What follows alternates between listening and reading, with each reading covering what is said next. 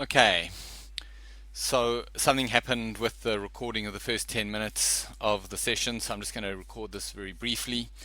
Um, so the first thing just to note is that these are just some rough notes that I've got together. Please don't regard this as a professional presentation or a highly developed solution or anything like that. It's just some notes that I put together for the small group.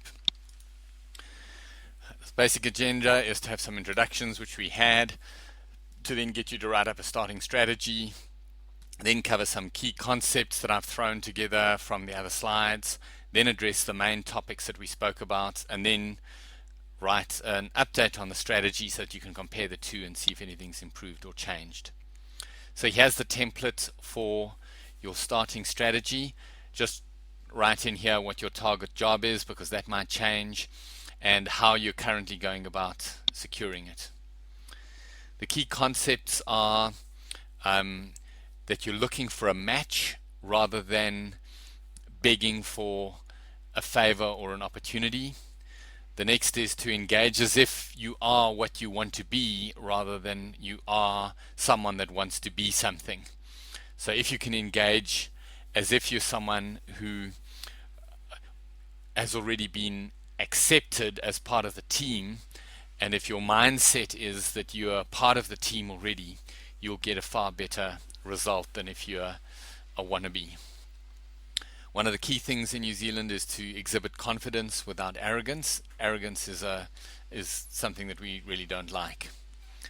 Obviously, you're going to need to adapt this for the audience. I'm keying it for a Kiwi audience, but if the person that you're interviewing with is from another country, then you need to guide yourself accordingly.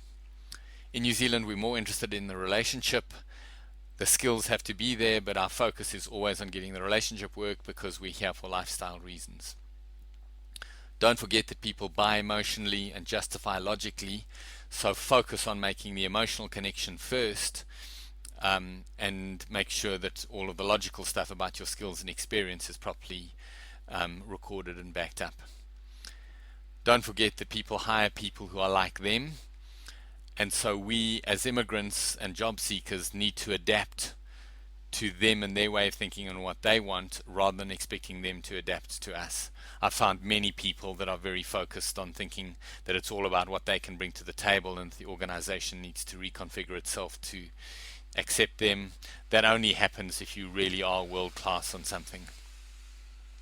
And then finally, along a similar vein, if you fall into a trap of thinking that your culture is more important or your upbringing is more important or that your thinking is better or that your capability is superior than the people that you're hiring, or the process that they're using sucks, or they don't know how to interview or hire people and you've had a lot of experience in it, get that out your head. It's not going to help you make you any friends.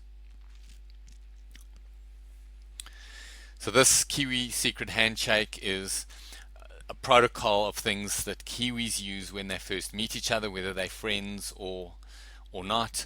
They're a set of things that they nearly always touch on, which is like a protocol handshake to confirm that we're on the same page and share the same culture. So, for example, every culture has a different emphasis and a different pattern. UK is, from the people that I've spoken to, the big thing is to work out whether you're the right sort of class of person for this sort of job. A lot of it is about what sort of person you are, and whether you're a classy person or not than anything else. US, it's all about freedom, and the whole culture is geared against freedom. So if you exhibit interest and capability in terms and belief in freedom, you've got a good chance within the US.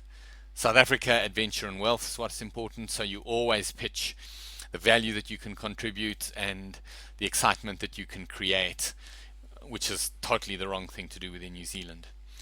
Have a think about what you think the New Zealand cultural paradigm is. My view is that it's primarily focused on lifestyle with a secondary element on significance. So everyone that's come to New Zealand has come here for lifestyle reasons and lifestyle purposes, and so everything around the recruitment process and relationships is geared to lifestyle, as you'll see.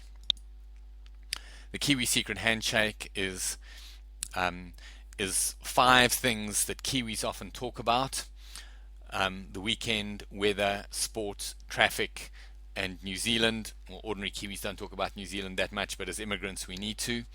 And you need to mention at least 2 of these early on so that people have the ability to know that you're our kind of people.